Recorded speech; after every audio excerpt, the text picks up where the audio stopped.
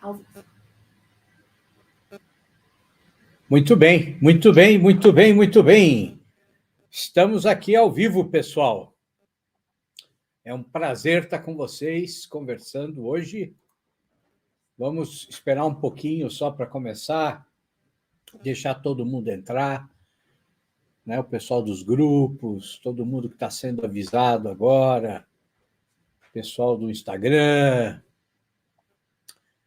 É uma alegria estar aqui com vocês hoje. Muito bom, muito bom, muito bom. Vão colocando no chat aí de onde vocês são, para eu saber de onde vocês estão falando.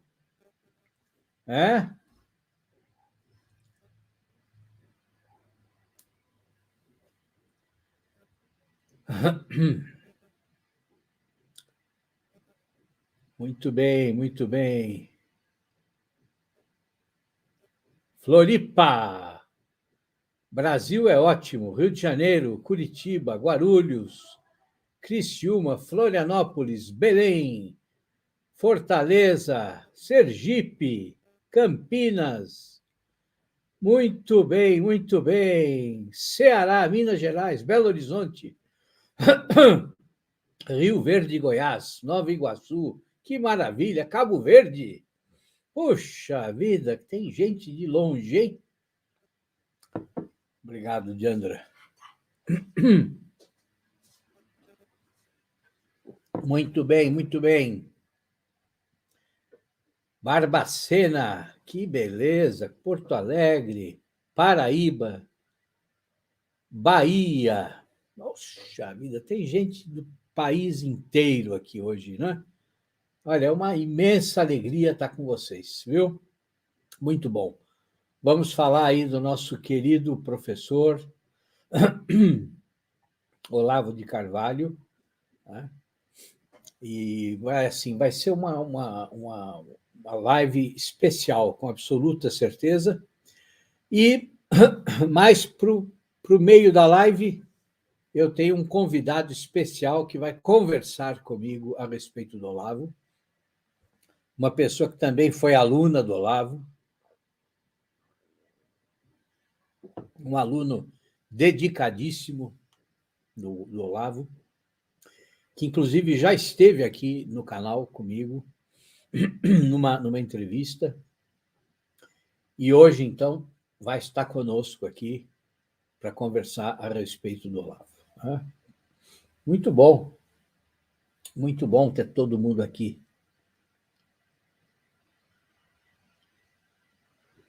Esse Leandro, por exemplo, de Oliveira, Diandra, você já pode tirar ele, arranca ele da live, porque assim, quem quer falar mal do Olavo, vai no seu perfil, tá? Vai no seu perfil lá e fala mal do Olavo à vontade, tá certo? Mas assim, fala mesmo, fala assim com todo o coração, com todo o ódio que você tem no coração. Agora, aqui não, tá bom? Aqui não. Aqui, quem falar mal do Olavo está fora. A Diandra já está autorizada a botar a pessoa para passear, tá bom? Aqui não tem jeito, tá certo?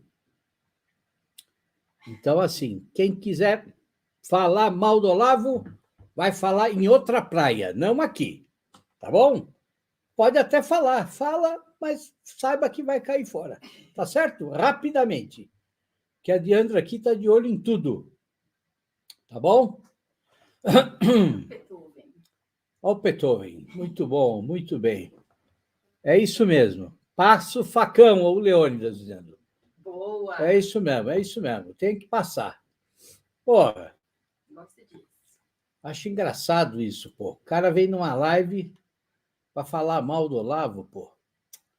Não respeita nem o fato do cara estar morto. Quer dizer, é de uma insensibilidade completa, né? Pelo amor de Deus, pô, que isso?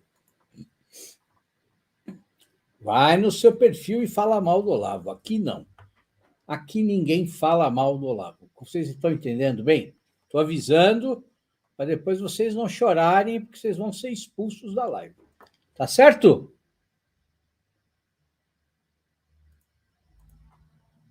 Eu sei lá eu quem é que está falando, quem não está falando, que não me interessa, não me interessa. Tá? Olavo, não é que ele era meu amigo, é meu amigo. Tá? Olavo é meu amigo. E não é aqui que vão falar mal dele, de jeito nenhum. Tá? Uma vez, aliás, aconteceu uma coisa muito engraçada. Nessa coisa de lá no Facebook. Entrou um cara, eu tinha publicado alguma coisa do Olavo no meu perfil, e aí entrou um rapaz lá e falou assim: que é isso, Rodrigo? Você é maior do que o Olavo. Por que você precisa ficar preso ao Olavo, Rodrigo? Você não depende do Olavo. Eu fui no comentário e disse assim: meu filho, você não está entendendo. Olavo é meu amigo. Você consegue entender qual é o sentido de amizade? Será que você tem isso na sua vida? Que eu tenho. Tá? E Olavo é meu amigo. Pronto. O cara morreu o assunto ali na hora, porque não tem cabimento, não tem cabimento. Não tem cabimento. Bom, podemos conversar? Começar, dona Leandra? Vamos começar a conversar. Depois a gente tem o nosso convidado especial, né? Bom, então, assim, é uma alegria estar aqui com vocês para, como disse um aluno meu outro dia, né, arrancar as teias de aranha aqui do canal, né, e retomar o nosso trabalho. Né? E, a partir desta semana, eu vou dar aulas semanais aqui, todas as quartas-feiras, neste horário, às 19 horas. Tá? Aula sempre ao vivo, exatamente para que depois a gente possa trocar ideias aqui por meio das perguntas que vocês podem fazer. Tá bom? E essas aulas também têm o objetivo, né, de oferecer um conteúdo um pouco mais denso para vocês. Né? E o ambiente ideal para isso é aqui, no YouTube. Né? Quer dizer, o Instagram é ótimo, mas serve a um outro tipo de conteúdo. Tá? Então, aqui nós vamos dar essas aulas mais longas, tá bom? Bom, e hoje, então, para reinaugurar o canal, eu escolhi falar a respeito do meu querido amigo e professor Olavo de Carvalho. Tá? Mas vejam, eu não quero tratar das ideias que ele difundiu, do seu pensamento filosófico, ou das incríveis transformações que ele provocou nesta geração e vai continuar provocando nas próximas gerações. Tá?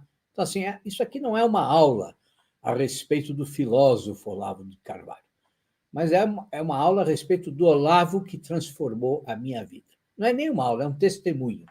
Tá? Então, o tema hoje não é filosofia.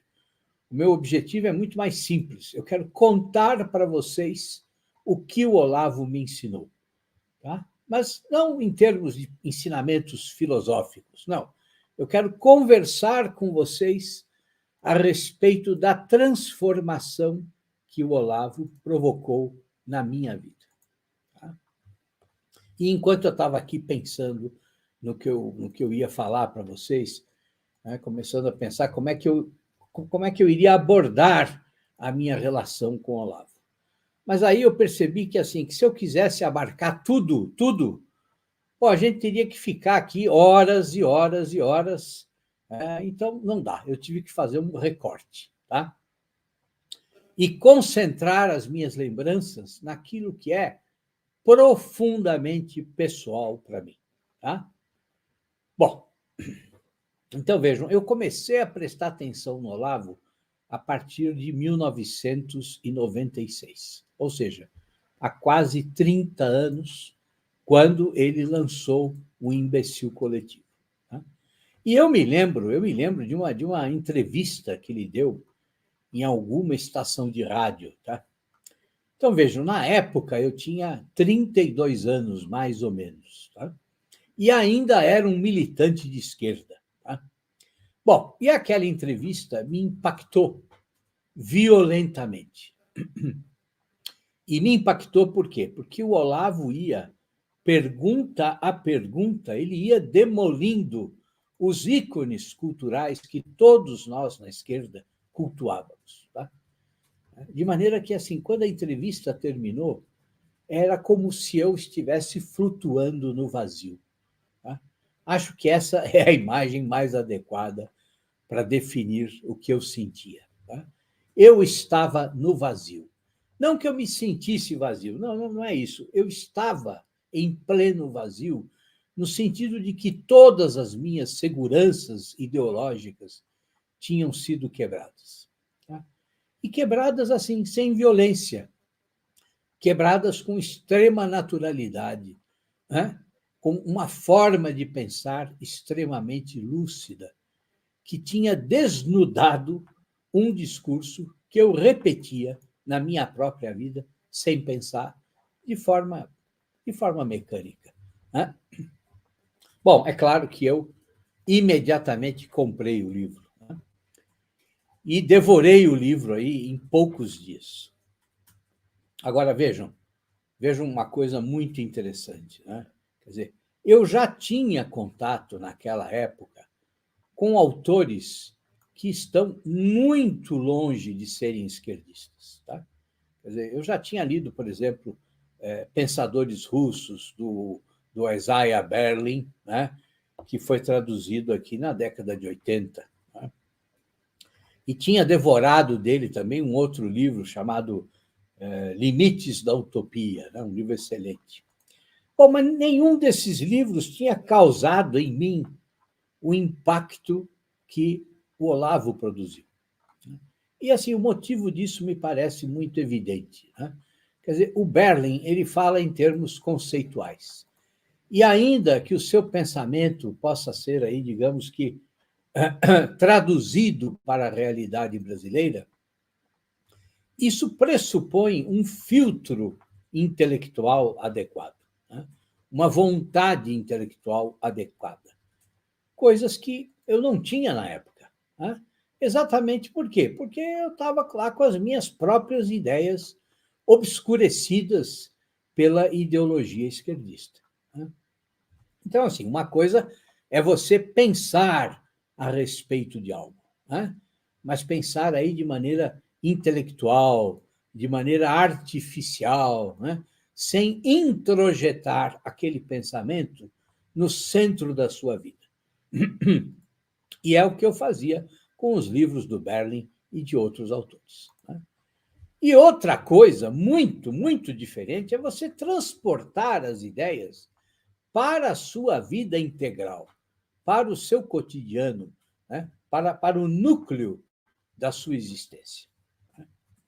Então, assim, dizendo de outra forma, enquanto eu lia o Berlin, eu permanecia refém da esquizofrenia esquerdista. Né? Quer dizer, vocês sabem como é que funciona. Você pensa uma coisa, acha aquilo interessante, discute a respeito daquilo, debate com os amigos, mas permanece nesse mundinho ideal, né? Nesse mundinho aí seguro das ideias. Né?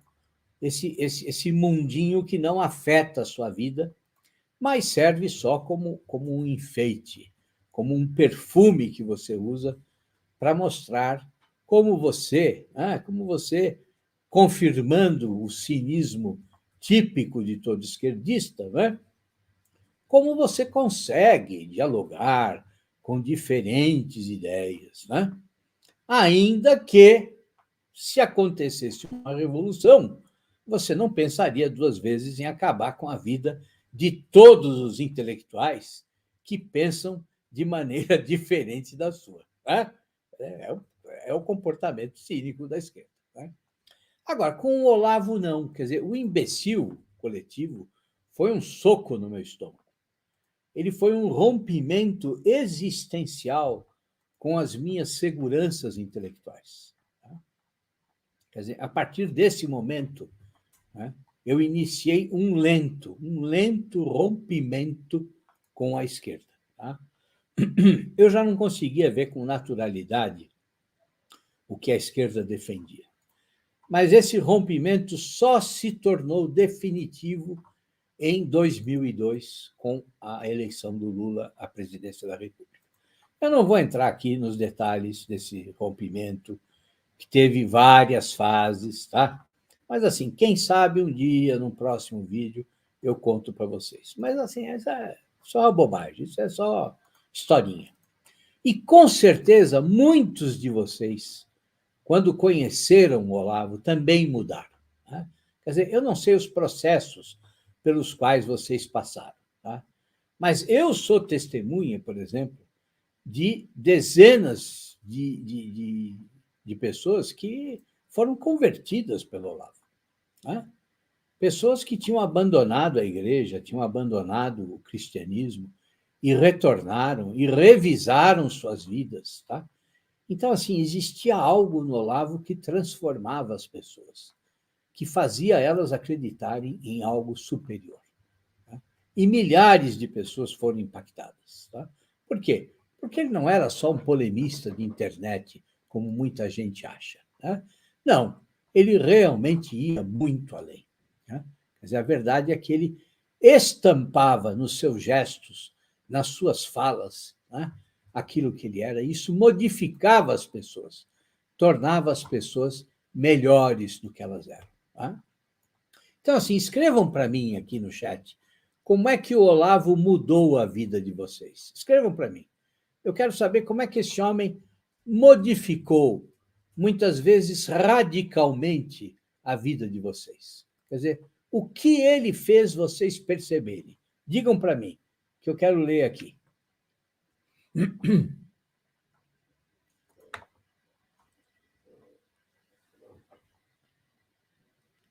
Eu era protestante e Olavo me fez voltar para a Igreja Católica. Olha que coisa incrível. Olavo de Carvalho era autêntico, sábio e nobre. Olavo sempre teve razão. Ainda muda a minha vida. É uma constância, exatamente. É verdade, é verdade. Ele me salvou, professor. Muito bem. O professor Olavo me fez voltar para a igreja, virei católico. Nossa, quantos depoimentos, hein? Que beleza, gente. Eu não consigo ler tudo, não consigo ler tudo. Procurava entender sobre política, direito e esquerda, me fez perceber que eu não conhecia a Igreja Católica. Eu voltei a Deus e percebi que, puxa, que maravilha, hein? Converti-me graças ao Olavo, ele me salvou. Me tornei católico, eu tinha um profundo sentimento anticristão. Olha só.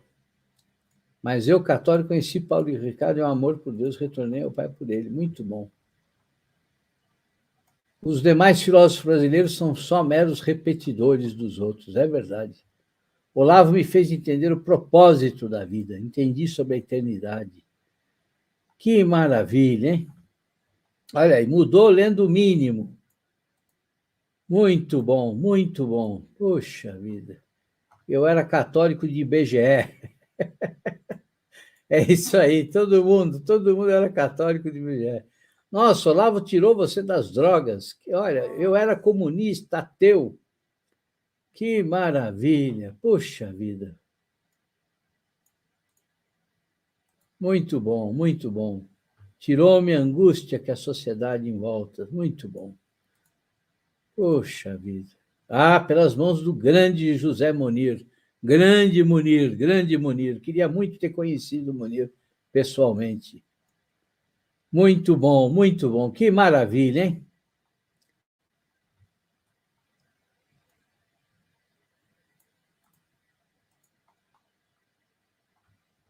É isso aí, mas é ser odiado pelos idiotas, meus caros, eu vou dizer para vocês, é uma alegria, viu? É para a gente comemorar todo dia. O professor Olavo me fez me encontrar. Muito bem, muito bem.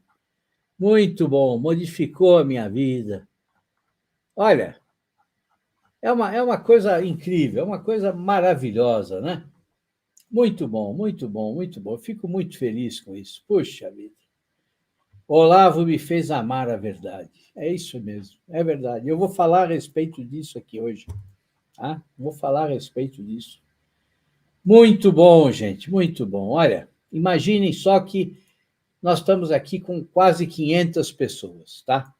Agora, imaginem o que este homem fez para todo o Brasil, para as milhares e milhares e milhares e milhares de outras pessoas, né? Que o conheceram, que o leram, que cursam ou cursaram o COF, né? Aliás, outro dia, me perguntaram como é que fazia para entrar no COF, agora que o Olavo tinha morrido. Eu falei, mas o COF continua aberto. O COF está aberto, é só você entrar lá, se matricular e começar a frequentar. O COF está lá. É isso aí, a força da personalidade do Olavo é profundamente impactante. A sua consciência da imortalidade inspirava a ser uma pessoa melhor. Exatamente, Erickson. Exatamente. E, puxa, muito obrigado pela doação, muito obrigado para todos que estão doando aí. Muito bom, muito bom. Muito bom. Olha, é uma honra. Sou aluno do COF. Maravilha, é isso mesmo. Nós vamos falar do COF agora aqui. Vamos conversar mais. Muito bom, muito bom. Olha, eu costumo dizer que se o crítico literário Edmund Wilson me vacinou contra os estruturalistas, tá? O Olavo me vacinou contra o marxismo e a intelectualidade materialista, hedonista e cética que pontifica na mídia e na universidade brasileiras. Tá? Mas, assim, é preciso salientar uma questão. Ele me vacinou contra o marxismo, o hedonismo e o ceticismo que eu próprio defendi durante anos. Tá?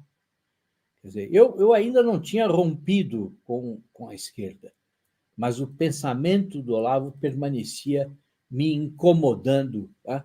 Como se fosse um espinho de lucidez no meio de todas as ideias turvas, nebulosas em que eu me debatia. Quer dizer, eu fazia com o Olavo o que o diretor do gabinete de leitura, Rui Barbosa, que é uma biblioteca que eu frequentava em Jundiaí, a minha cidade natal, né, quando jovem, o que ele fazia? Ele pegava os livros do Lenin, lá na época da ditadura militar, e guardava tudo num armário bem fechado, né? Em algum lugar sombrio lá da sala da diretoria. E eu fazia isso com os livros do Olavo. Enquanto isso, eu ficava lá me debatendo com os meus próprios pensamentos, né? Repleto de dúvidas, e observava a vida e o meu trabalho continuarem, mas cada vez mais destituídos de sentido. Ao mesmo tempo, eu percebia a tremenda incompatibilidade que havia entre o discurso dos companheiros petistas, né, e a prática diária deles, sempre cínica e sempre vazia de qualquer postura ética. Quer dizer, foi um longo processo. Tá? O Olavo de Carvalho e o Isaiah Berlin me ajudaram a abraçar aquelas verdades que sempre estiveram à mão, né? Mas sempre estavam obscurecidas pelo meu esquerdismo. Bom, e a primeira delas, a mais banal, é assim, é que justiça e liberdade jamais foram bandeiras exclusivas da esquerda. Né? Quer dizer, ao contrário, a esquerda tem se notabilizado durante toda a história exatamente por, chegando ao poder, seja pela via revolucionária ou pelo voto, sempre trair esses ideais. Né? Agora, mas o que o Olavo me ofereceu, né, não se resume a desacreditar do marxismo. Tá? Seria muito pouco para este homem excepcional. Né? Não. Olavo me fez refletir sobre a minha existência, sobre a literatura e sobre a própria condição humana. tá? Bom, mas assim, depois que eu me inscrevi no COF, com as aulas do COF, bom, aí, meus caros, aí foi a entrada no alumbramento, né? Quer dizer, os que fazem o COF, o curso online de filosofia, sabem do que eu estou dizendo, né? Quer dizer, só aquelas 10 aulas iniciais fizeram mais pela minha vida do que anos e anos lendo Marx, Lenin, Trotsky e vários outros autores, né? Quer dizer, se eu pudesse resumir para vocês o que aquelas 10 primeiras aulas fizeram comigo, né? Bom, e eu, assim, eu acho que eu não consigo resumir, tá? Mas, assim, vou tentar. Primeiro, antes de tudo, elas me revelaram uma verdade muito concreta e muito objetiva, tá? Uma verdade contra a qual não há argumento, né? Uma verdade que é o ensinamento básico, o ensinamento central do COF. O pensamento e a vida não toleram que você contraponha um ao outro, mas, ao contrário, um implica o outro. Pensamento e vida se condicionam mutuamente, tá? E o que isso quer dizer? Quer dizer que não é possível pensar de uma forma e agir de outra, tá? Não é possível você ter um determinado discurso, tá? E, na minha vida diária, ter outro comportamento, né, completamente diferente. Tá? Ou, dizendo de outra forma, Olavo fazia um chamado severo à autenticidade. Quer dizer, o Olavo me fez entender que, para eu ter um eu autêntico, né, para que eu me tornasse uma pessoa autêntica, eu precisava ser incorruptível. Ou seja, eu não poderia continuar aceitando o que a esquerda sempre defendeu, né? A ideia de que os fins justificam os meios, né? A ideia de que qualquer prática, qualquer atividade, né, qualquer comportamento, né, é válido se eu estabeleço como meu objetivo algo supostamente bom, né? Como, por exemplo, o objetivo esquerdista de criar o paraíso na Terra, né? Quer dizer, para eles vale qualquer coisa, qualquer crime é aceitável, se o objetivo for o da justiça social, o da igualdade plena e eterna entre os homens, como eles vivem falando, né?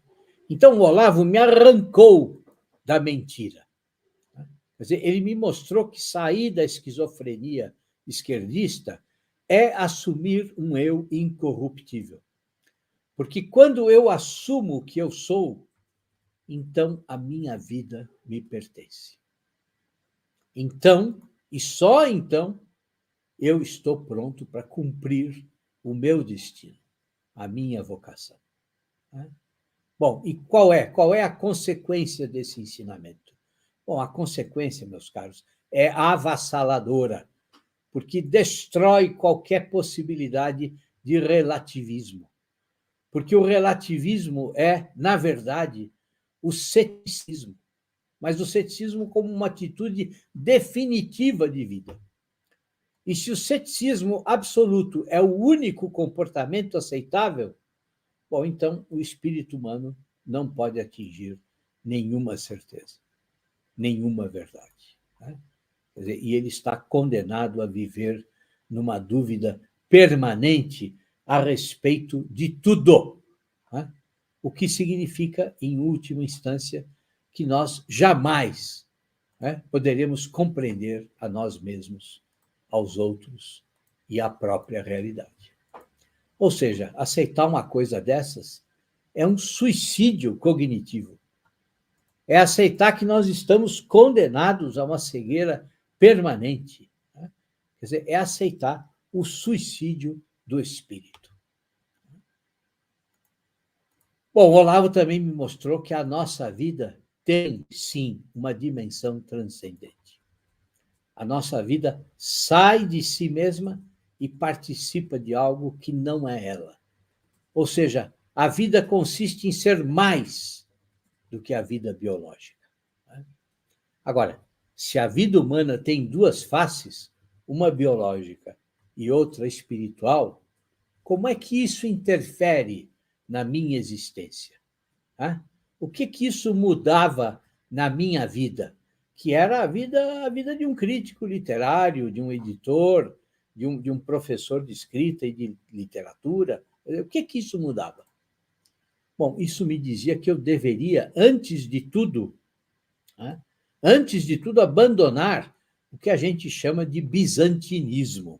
Quer dizer, que é aquela atitude assim diante da cultura, diante do conhecimento, que é só pretensiosa, que é só pedante.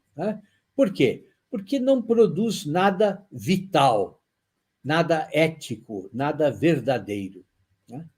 Ou seja, a cultura não é o mundo dos livros ou das ideias que eu fico aí estudando só porque, bom, essas ideias são atraentes. Não é nada disso. A cultura é a própria vida. Ela nasce da vida, nasce da realidade. E você não pode desvincular a cultura dela, você não pode se separar do real. É impossível a cultura pretender estar aí acima do bem e do mal. Ou seja, ela precisa estar necessariamente ligada a uma ética. A cultura precisa ser vital, no sentido de que ela é necessária para a vida e afeta a vida de maneira essencial. Ou, dizendo de outro modo, as ideias e toda a produção cultural, artística, bom, tudo isso produz consequências, exatamente como qualquer atitude que nós tomamos no nosso dia a dia. Tudo produz consequências. Então, a cultura não pode ser fria. Por quê? Porque uma cultura que é só um amontoado de ideias bem escritas, ou confusas, bom, uma cultura assim até pode parecer aí perfeita, mas ela vai ser a ética e vai produzir efeitos nas vidas das outras pessoas que são efeitos aéticos, prejudiciais, imorais. Bom, isso mudou completamente a minha visão da própria literatura. Quer dizer, a literatura deixou de ser, como dizia o Roland Barthes, deixou de ser só a aventura da linguagem. Não, mas eu pude religar a literatura à vida. Eu pude entender como a literatura antecede a própria filosofia, como a literatura dá vida à filosofia, como a literatura insere a filosofia no mundo concreto. E mais, quer dizer, eu pude entender que o domínio da língua e da literatura é a condição prévia para todos os estudos superiores, inclusive os estudos de área científica. Então, assim, a pessoa que não tem a sensibilidade literária suficientemente aguçada, bom, dificilmente ela vai entender o que quer que seja. Quer dizer, se você não consegue interpretar minimamente uma obra literária, bom, você não vai conseguir jamais entender os fatos da história, os fatos da sociedade, ou mesmo os fatos da sua própria vida. Quer dizer, dizendo de forma resumida, quer dizer, aquilo que para mim era só linguagem, se tornou, graças ao Olavo, a condição mais básica para o entendimento de tudo o que constitui a vida. Bom, compreender isso muda completamente a nossa vida. E foi o que Olavo fez. Mudou a compreensão que eu tinha da minha vida, da minha vocação, da finalidade da minha vida. Agora, vejam que eu alcancei isso na maturidade. Enquanto que muitos de vocês que são jovens puderam alcançar e podem alcançar essa transformação, podem alcançar esse realismo agora, porque as aulas do COF estão lá e vão ficar lá, disponíveis para todos. Então, graças ao Olavo, conhecer passou a significar, antes de tudo, ser. Ser. Vocês percebem como é que isso pode mudar a vida de uma pessoa? Estudar, ler, conhecer, tudo isso deixa de ser algo burocrático. Tudo isso deixa de ser uma forma de você encher o currículo Lattes, tá? Mas significa, antes de qualquer coisa, estar presente no mundo de maneira completa. Né? Consciente, né, de que cada ato seu produz reações, consequências, e que essas consequências geram consequências.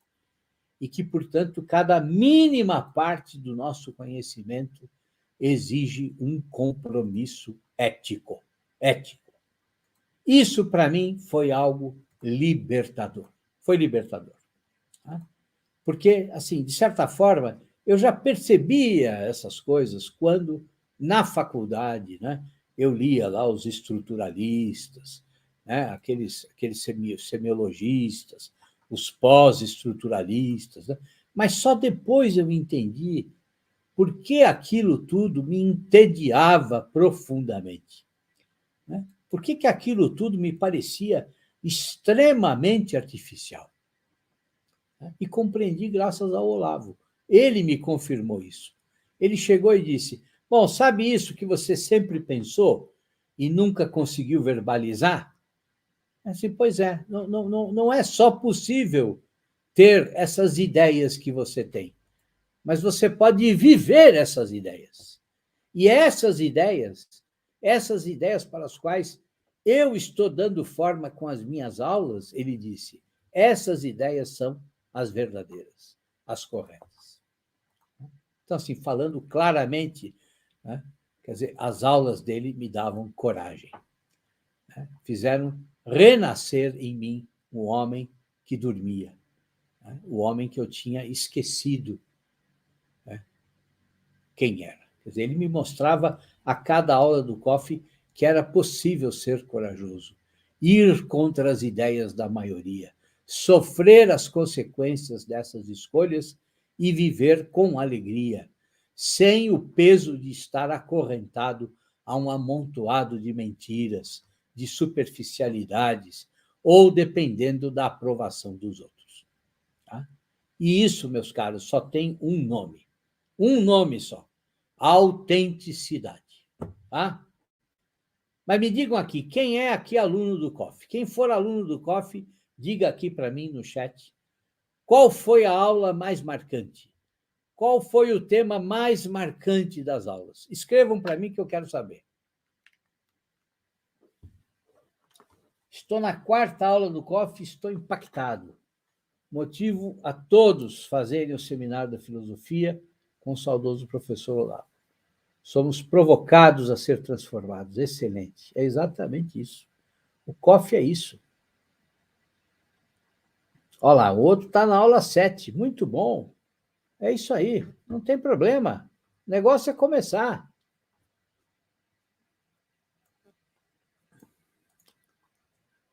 A primeira, pois ela me introduziu ao mundo. Aquela aula primeira é fantástica, né?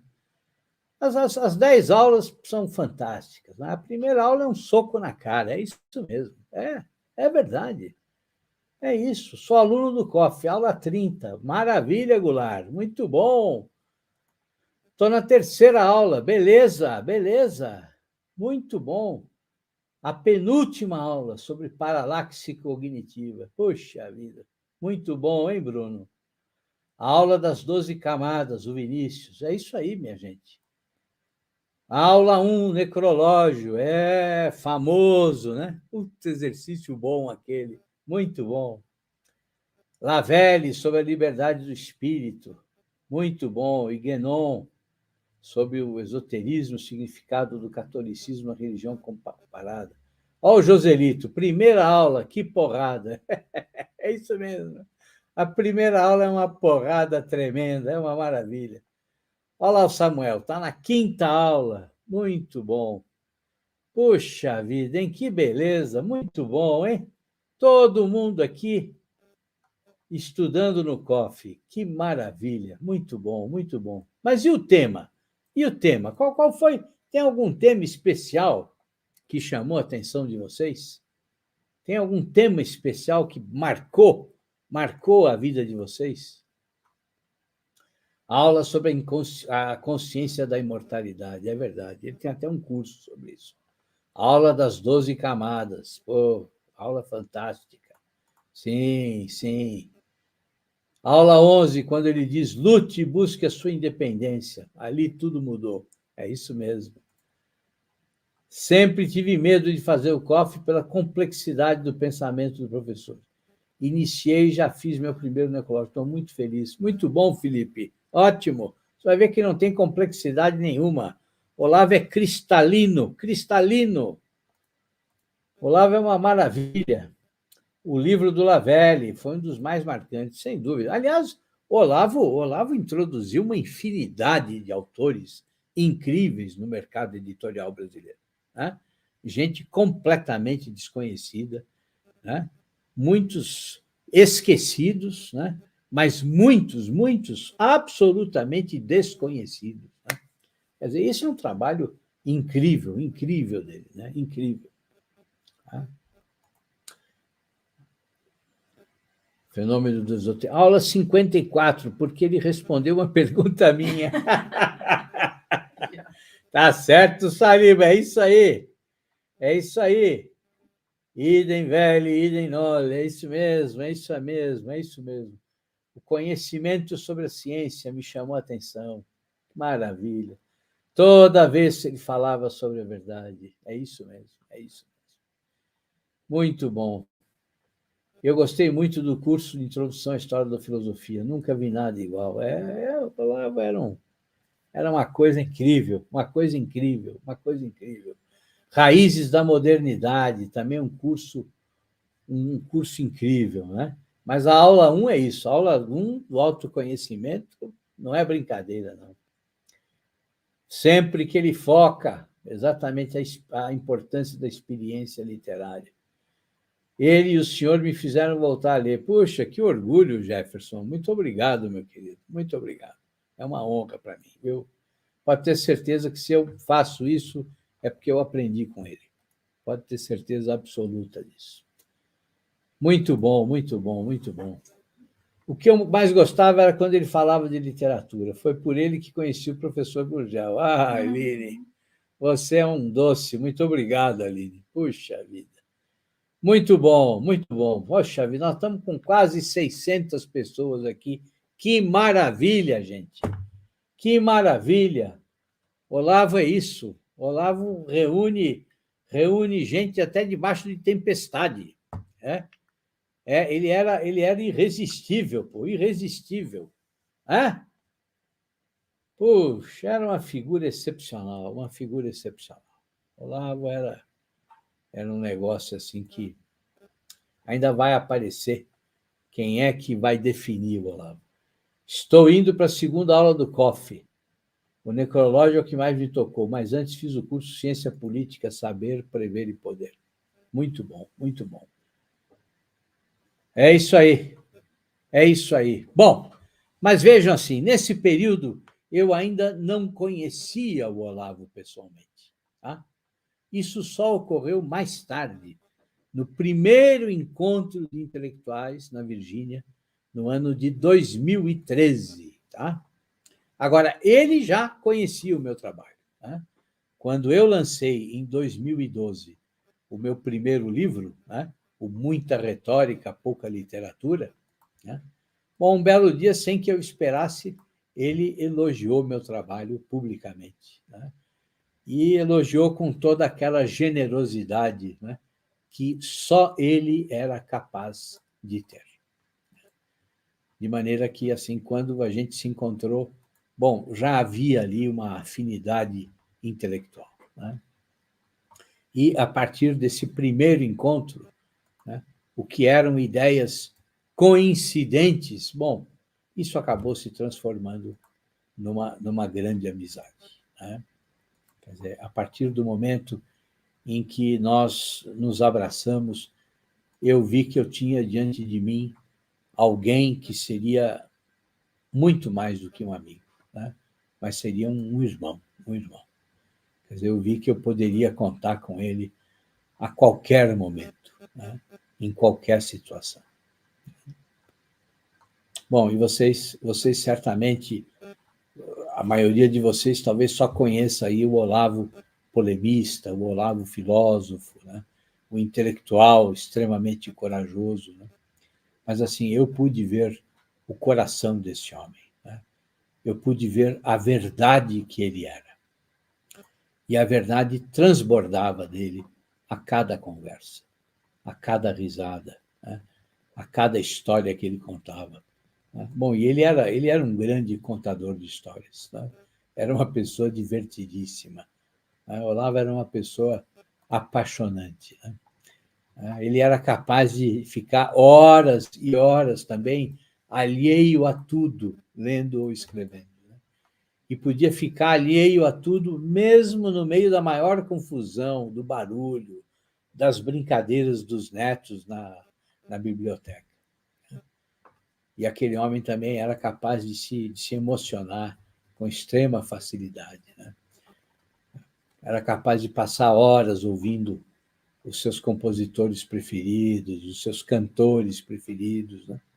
Aliás, nisso nós éramos muito parecidos, porque ele também adorava canto lírico, adorava óperas, e é uma coisa que eu escuto desde pequeno. Né? Olavo também nunca se colocou numa posição superior a alguém. Não, ele era sempre o mesmo homem de hábitos extremamente simples, atencioso, bondoso, aberto ao diálogo, né? Indagando e se interessando pela vida de todas as pessoas. Né? Quer dizer, sempre disposto a um gesto concreto de amizade ou de caridade. Sempre, sempre. Quer dizer, eu costumo dizer que Olavo é aquele tipo de pessoa que, se você pedisse para ele a camisa que ele estava usando, bom, ele tirava na hora a camisa e dava para você. Tá? E muitas pessoas, para quem eu disse isso, tá? Depois chegaram a conhecer o Olavo. Tá?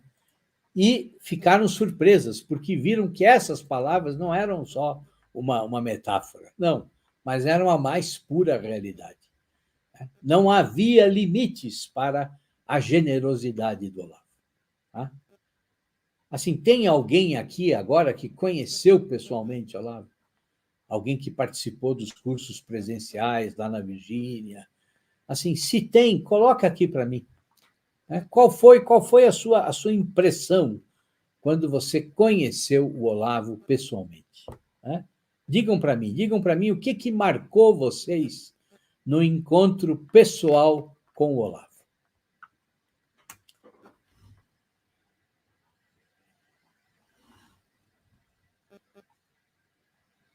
Não sei se todo mundo teve a oportunidade. Acho que não tem aqui nenhum aluno que pôde cursar um curso lá na Virgínia com ele, ou pôde conhecer o Olavo. Né? É uma pena, infelizmente, é uma pena. Né? Mas vocês percebem que assim ele era realmente assim. Né? Participei, professor, olha aí, Damásio, foram dias únicos, exatamente. É verdade, foram dias, eu imagino, porque o Olavo era essa coisa única mesmo. Né? É isso aqui, vai ficar gravado para sempre, sem dúvida. Eu estive com ele no aniversário dele quando ele morou em Petrópolis. Que legal, Felipe! Então você é aluno antigo dele, hein? Que beleza! Poxa vida, muito bom, muito bom. Fico muito feliz em ter você aqui, Felipe. É um prazer, é um prazer. Muito bom. Puxa vida. É isso aí, minha gente.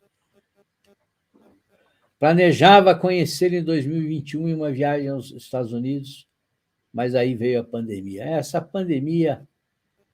pandemia atrapalhou tudo, né? Atrapalhou tudo. Poxa vida. Mas olha, podem ter certeza que o Olavo continua vivo, viu? Eu tenho certeza absoluta disso. Tá? absoluta, absoluta. Tá? Tenho certeza absoluta. Ó, tem gente que está ainda falando sobre a aula que está no COF, segunda aula. Muito bom, muito bom. Segunda aula. Mas é assim.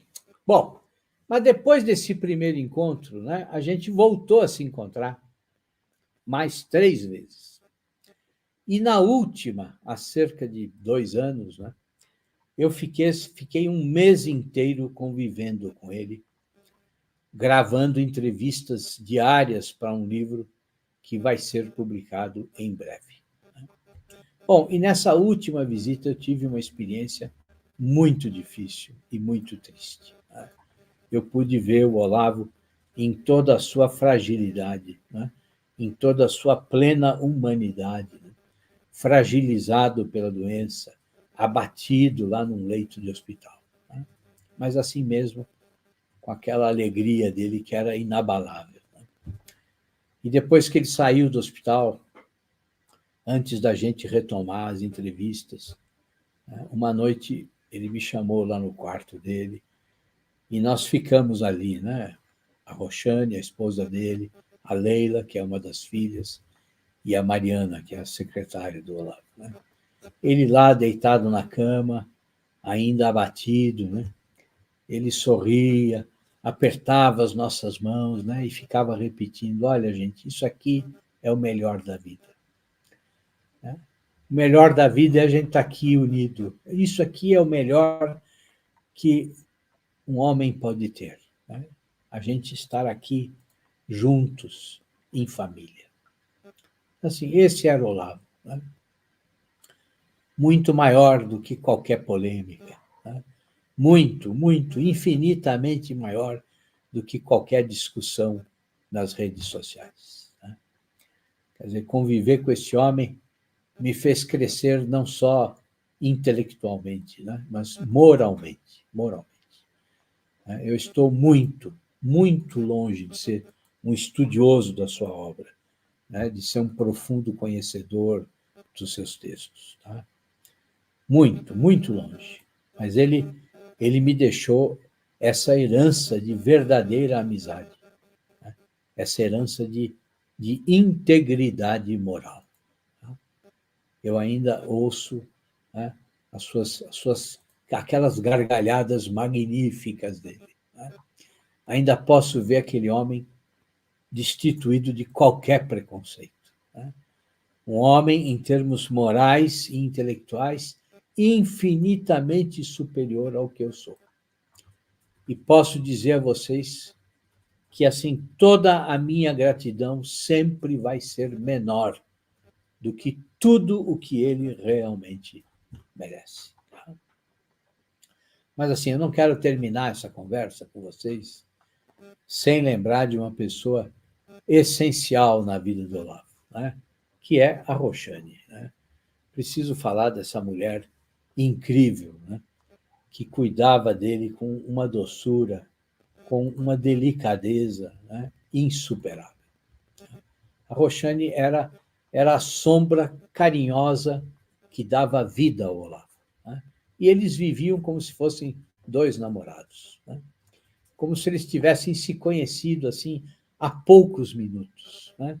Como se o amor deles tivesse acabado de nascer. Esse carinho permanente. Né? Bom, esse carinho permanente também foi um ensinamento para mim. Né? Quer dizer, ver como o amor pode transcender tudo. Bom, um mês antes dele morrer, ele me telefonou. Né? E ele estava assim, animadíssimo. Ele queria fazer uma live comigo. Né? Ele dizia assim: Rodrigo, eu estou aqui relendo os textos seus. Né? Como é que você consegue ler tanta porcaria, Rodrigo? E a gente dava risada, né? E aí uma hora eu virei para ele e falei assim: bom, é a sua definição de vocação, né, meu velho? É? Quer dizer, não é isso que você fala? Que vocação é resistir àquilo que nos incomoda, né? é não ter medo do perigo? Pois então. Né? Ele falou, pois é, porra, você não tem medo de enfrentar essas merdas que enchem a nossa literatura, né? Puta merda, ele disse, a gente precisa fazer uma live sobre isso. A gente precisa repetir isso para as pessoas, mostrar isso para as pessoas, né? Mas essa live, infelizmente, não aconteceu, né? Como também não aconteceu a aula que eu pedi para ele, né? Uma aula especial dele para a segunda turma da Bússola da Escrita. Ia ser uma aula exclusiva para os meus alunos, né? Os meus alunos, eles não sabem disso, estão sabendo agora, né? Mas eu pedi para ele que desse uma aula falando sobre escrita e verdade, né? E seria o tema perfeito para ele, né? Porque a verdade e a autenticidade, bom, estão presentes em cada linha do que ele escreveu. Porque ele sempre se colocou inteiro em cada linha que ele escreveu. Tá? Mas, infelizmente, não houve tempo, né? Não foi difícil, não foi possível. Ele já estava muito doente e já estava entrando e saindo do hospital, né? Então, assim, meus caros, eu sinceramente nem sei como terminar essa nossa conversa aqui, tá? Porque, assim, a minha conversa com o Olavo, ela não terminou e nunca vai terminar. Quer dizer, enquanto eu estiver vivo, eu vou estar aprendendo algo com ele. Enquanto eu estiver vivo, ele vai estar na minha frente, fumando cigarro ou cachimbo, rindo, com aquela curiosidade inesgotável que ele tinha, com aquela paixão pela vida, né? Com a voracidade para conhecer, para descobrir e para ensinar, né? E ele vai continuar ensinando gerações e gerações. Tá? As aulas do COF estão lá gravadas. Tá? Os livros, as apostilas, e ainda tem um monte de livro para ser publicado. Tá? Tudo isso vai continuar a vibrar na minha vida e na vida de vocês e das próximas gerações. Porque ninguém pode deter o Olavo. Ninguém nos dete, ele dizia. E é verdade. É a mais pura verdade. Tá? O Olavo nunca vai morrer. Ele vai continuar a nos ensinar que nós temos o dever de olhar a realidade de frente, com coragem, sem medo, até chegar ao centro da existência, ao centro da vida, ao centro de tudo, que é Cristo, e que é exatamente onde ele está agora. Tá? Olha, eu fico muito feliz que vocês estejam aqui comigo, viu? Muito feliz. E agora eu vou chamar aqui o meu convidado para a gente conversar um pouco mais a respeito do Olavo. Tá? Vamos pedir aqui para entrar o doutor Márcio. Eduardo vai se identificar com ele, o juiz. Ah, é verdade, é verdade, é verdade. E aí, Márcio? Está com o link aí para entrar? Está com alguma dificuldade?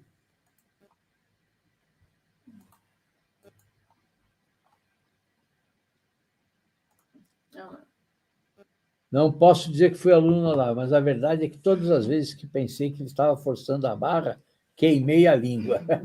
O Olavo tem razão, é isso aí, meu velho. Ó o Márcio aí. Muito bem, doutor Márcio Bragalha. Muito bem, é um prazer ter você aqui, Márcio. Puxa vida. Não entrou o áudio dele. E aí, mestre, tudo bem?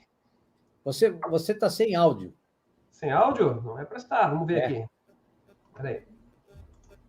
Não tem pressa, fica tranquilo. Puxa, para mim está muito normal. Obrigado, Fábio, muito obrigado, muito obrigado. É isso mesmo, a gente precisa ser grato aos amigos, caro Francisco, viu? Peraí, nós temos que ser gratos aos nossos amigos. anos. É o mínimo que eu podia fazer por esse homem, que sempre foi de uma fidelidade extrema para comigo. Uma fidelidade extrema. Sempre foi. Tá? Olha, vou contar uma coisa para vocês que eu não contei aqui, mas vou contar agora. Vocês sabem que o Olavo rezava o terço todo dia, né? E muitas vezes rezavam lá, aos sábados, rezavam a família toda, né? Todos juntos. E um dia eu estava sem trabalho, estava sem dinheiro, né? Minha esposa também estava desempregada, e eu mandei um e-mail, né? Mas não para ele, porque eu não quis incomodar ele, mandei para a Roxane, né? Pedindo para eles rezarem pela gente. Bom, quando chegou na hora do terço, né? O Silvio Grimaldo estava lá e depois ele me contou que antes de começar o terço, ele imediatamente me colocou nas intenções dele, né? E assim, a Roxane ficou surpresa, porque a Roxane não tinha visto o e-mail ainda. Ela não sabia, né? Mas ele já tinha visto. Né? Então, assim, Olavo era essa coisa incrível, essa generosidade incrível. E aí, doutor Márcio? Tá ouvindo aí agora, Gugel? Não, estamos sem som ainda. Poxa, tem certeza? Pois é. Que pena, hein? Puxa vida. Parece normal para mim aqui? Não? Dá para ouvir? A gente não ouve. Mas a gente não ouve você. Pois é, estou te ouvindo normal e me falaram aqui pelo... A Mimi está no celular dela e disse que está ouvindo você. É, para mim está normal aqui. Meu microfone está funcionando, segundo aparece aqui. Não pode ser o volume. Vamos ver se o problema é o meu volume aqui. Vamos lá. Tá. É isso, pô. Fala aí, Márcio. E aí, tudo bem? O problema era meu, pô. Eu fui o idiota aqui que desliguei o som, pô. Cara, que live linda, Gugel. Puta merda. Você gostou, Márcio? Tá demais, cara. Você sabe que, né? Não é porque eu sou teu fã, teu amigo, mas realmente esses tributos aí ao Olavo têm sido muito bonitos, e teu brilhante, desde aquela primeira mensagem que você publicou, né, Gugel? Sobre a tua lembrança dele dirigir ao teu lado, enquanto a Luciana dirigia, com o texto, né? Todo mundo que sentiu muito essa perda nossa, ganha ao mesmo tempo para o céu, né? Esse ganho para o céu, ficou muito, muito emocionado com o teu relato. Tá? E agora, de novo.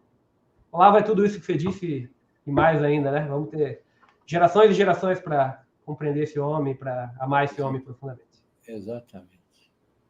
Agora, fala um pouco para nós a tua experiência, Márcio, porque, assim, o Márcio, para quem não sabe, é um juiz de direito, né?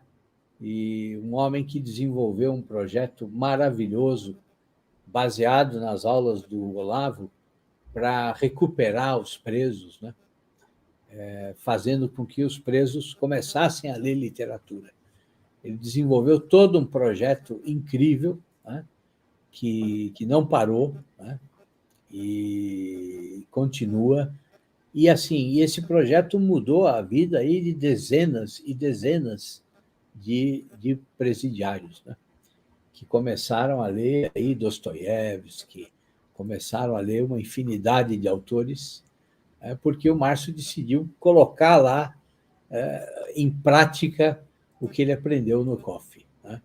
Que era um trabalho incrível, um trabalho que tinha que ser repetido no Brasil inteiro.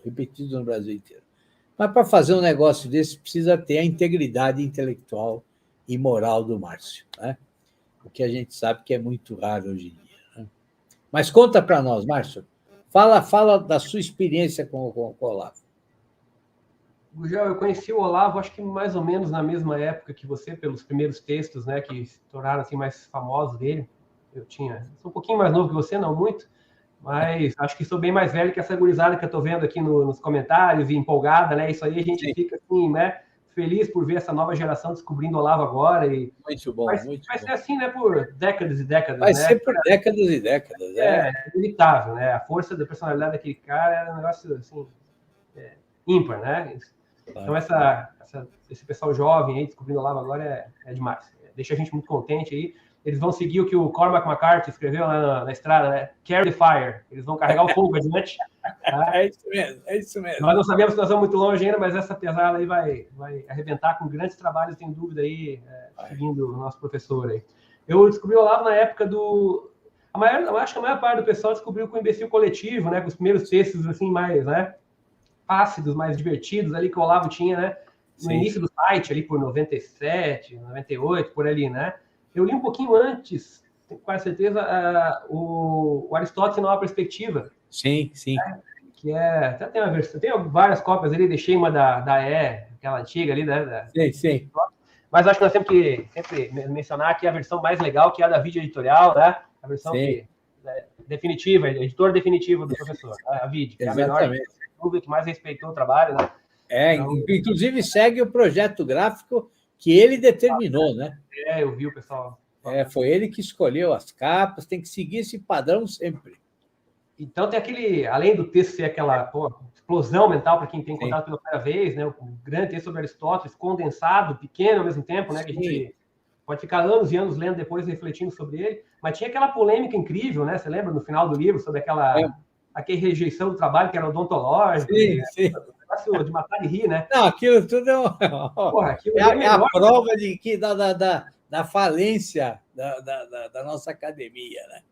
Pois é, então daí a gente lia aquilo na época e falei, não é possível esse troço, é inacreditável, né? E comecei a pesquisar sobre o Olavo. E o primeiro contato mesmo foi um amigo meu mandando um e-mail. Eu fazia na época a faculdade de computação, né? Bem antes do direito e tal, tinha 20 e poucos anos. Aí um amigo meu manda uma mensagem, cara, olha esse cara que eu descobri aqui, dá uma olhada nesses textos aqui. E os textos eram com aqueles títulos, né? Aquela profundidade que a gente conhece do Olavo, aquela síntese, aquele poder literário dele, mas aqueles textos, o chicote da tiazinha, não sei o quê, lembra? Aqueles primeiros textos lá do site, né? Do site, antes do seminário, muito antes disso tudo, né? Lá por 90, final da década de 90, então. E aquilo, assim, eu me apaixonei imediatamente. Eu acho que eu virei à noite lendo. Né? Eu lembro que eu tinha aula no outro dia, fui meio direto, assim, eu devo ter lido 50, 100 artigos dele, tudo tinha lá no site, naquela noite, né? Então, com muito orgulho, embora meio anônimo, eu sou um Olavete daqueles velhos, né? Dos antigos, da primeira geração, ou pelo menos a segunda. Não da geração da Faculdade da Cidade, o pessoal que teve aulas presenciais lá. Mas lá do Rio de Janeiro e tal. Da época da publicação e da internet, eu acho que eu sou dos velhos, né, sabe? Felizmente e infelizmente, né? E, então, começou ali, né? E daí eu li tudo que o Olavo publicou, sempre acompanhei com grande carinho, atenção, amor filial, eu diria assim, sabe? É isso mesmo. A minha posição, meu sentimento em relação ao Olavo, e isso eu percebi no dia, o meu relato acho que pode ser sintetizado assim, um pouco nessa forma. No dia na madrugada que eu recebi a notícia do falecimento dele, né? Foi muito parecido com o que eu senti quando faleceu meu pai, alguns anos atrás, em 2006, sabe? Eu não consegui sentir uma tristeza, Gugel. Eu sei que muita gente ficou arrasada, destruída, assim, com razão, os mais próximos, aqueles que viviam com contato direto. Eu senti uma paz, assim, uma espécie de tranquilidade que deriva, obviamente, das lições do professor sobre a imortalidade da alma, né? Talvez a sua principal contribuição aí no campo da formação do caráter, nossa, né? A consciência da imortalidade, que todo mundo escreveu ali né? Então, eu senti, assim, uma paz, uma certeza de que ele estava bem, de que o sofrimento dele tão intenso nesses últimos tempos, né? Sofrimento pelo físico, né? Desgastado, pelos problemas de saúde que ele vem enfrentando, a gente sabia bem. E também, eu acho que um pouco, assim, aquele sofrimento por esses ataques nojentos e idiotas dessa gente pequena, né? Que nunca compreendeu nenhum milésimo do que ele é, né? Mas que certamente, né? Deve ter também contribuído um pouco para o cansaço dele, né? E também nunca se deram ao trabalho de entender. Né? Não, e nem teriam condições, né? Isso aí não é para qualquer um, né? Não, infelizmente, né? Não é que o Olavo, ele dizia que ele tinha que preparar uma elite, para essa elite preparar outro grupo, e outro grupo, e outro grupo, e a educação por ciclos concêntricos, né? Ele falava isso, não é? Não adianta querer falar para todos, né? E, infelizmente, essas multidões aí, seus críticos, né? Estão nesse nível, incapacidade de compreendê-lo, né? Um dos critérios, Gugel, você deve talvez adotar também, muita gente eu sei que gosta do Olavo e adota, para você separar aí um impostor, um mau caráter, um cara sem vontade e tal, de uma pessoa decente, é quando você apresenta o Olavo e o cara gosta ou não gosta. É verdade. Conhecer, né? Já viu um cara decente, civilizado, uma pessoa de bom coração aí ser apresentada ao que é de verdade o Olavo, né? E não gostar, se apaixonar. Impossível. Impossível, impossível. Né? É impossível. Porque você perguntou, né, qual é a lição principal do Olavo, qual a lição que você mais gostou? Eu acho que a lição da amizade é uma das grandes lições do Olavo. Sem dúvida. Aquela que ele sempre citava do, né, gostar das mesmas coisas, Widen Velho e Nova, né? Gostar das mesmas coisas e repudiar as mesmas coisas, né? As amizades que o Olavo deixou de pessoas que nem ficaram próximas dele, mas se conheceram por causa dele. Como nós, por exemplo, nós dois, né? Como se conhecemos todos os anos depois do Olavo dizer isso, né? E outras tantas aí que a gente tem, você, eu e muitos alunos do Olavo tiveram, elas são construídas geralmente sob a premissa de uma busca sincera pela verdade, um amor ao real, né? Uma devoção aí a realidade como manifestação do divino, como essas coisas que a gente nota assim, nas pessoas de bem aí, que querem viver uma vida normal, uma vida regrada, olhando para o mundo como ele é, não como ele gostaria que fosse. Então, quantas pessoas a gente, né? Quantos amigos a gente fez aí?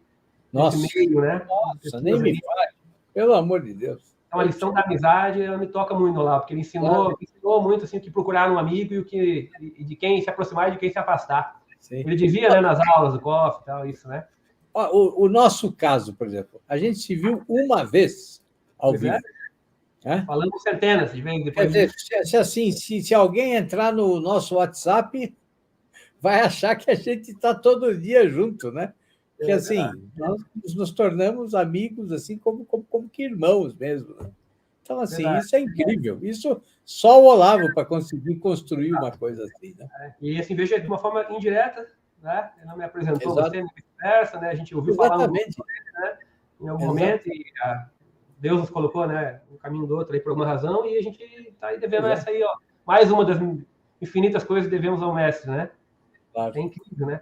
Mas eu lembro que os primeiros impactos que eu tive com o Olavo, eu acho que essa meninada que está escrevendo nos comentários aí também tem, Gugel, é aquela sensação que a gente tem na academia, na faculdade, quando a gente é jovem e tal, de que tá cheio de impostores ali, né? De gente que vive bem diferente na sua própria vida do que prega, do que fala, do que ardeia, né? E o Olavo, ele nos ensinava assim, a ser um pouco pertinente com isso, né?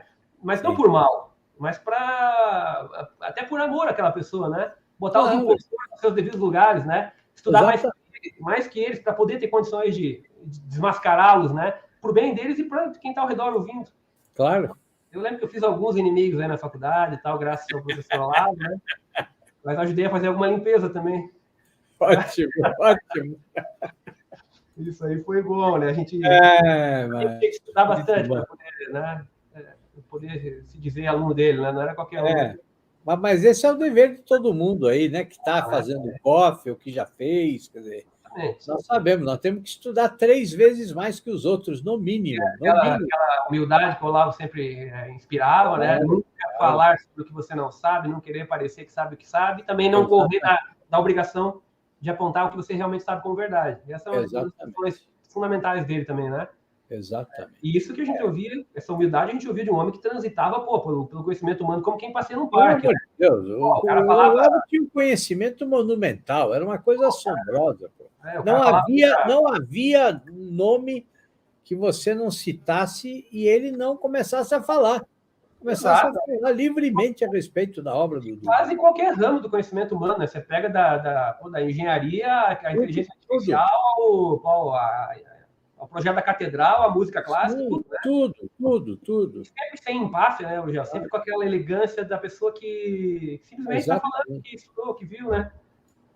Então, E outra coisa, uma outra coisa que sempre me impressionou nele, né? Quer dizer, é um cara assim, ele tinha uma memória, assim, você imagina, dar todas aquelas aulas do COF sem uma anotação, Márcio. Né? Quer dizer, às vezes ele usava lá um texto para ir lendo e explicando, mas assim, acho que 90% das aulas do COF não tinha anotação nenhuma. O COF, aquilo ali vai ser estudado por gerações como assim, a maior expressão, o maior registro que já existe de um filósofo filosofando. Que não é só um professor ensinando, né? Não. Desenvolvendo raciocínios, chegando eventualmente a conclusões inéditas naquele momento. É um troço impressionante, cara. Aquilo aí é como você tá na academia lá, vendo, né? Sócrates, Platão, Aristóteles de novo, né? O pessoal acha que a gente exagera quando a gente fala assim, pô, isso é um novo Aristóteles. Não, é verdade, esse cara é um novo Aristóteles, ele vai ser... Não, é isso mesmo. Vai ser lembrado por gerações, quando a obra dele cair, assim, quando essa geração de alunos dele, muito bons que tem hoje aí, começar a gerar cada vez mais frutos e publicar livros sobre a obra dele, estudar, claro, esse cara vai ser, porra, né? Vai no panteão dos gigantes, cara. Sim, sim. É maior que o Brasil, cara. Isso aí não tem igual. Aliás, saiu um livro ótimo, não sei se você tem já, O Conhecimento por Presença. Esse é o primeiro grande livro sobre a filosofia do Olavo. Muito bom, muito bom. Vai sair muita coisa no futuro sobre isso, né? Pegando por vários aspectos da obra dele, que é uma obra muito grande, é muito profunda. Sim, né? Tem muita coisa. Você sabe que esse ano aqui saiu um novo dele, né?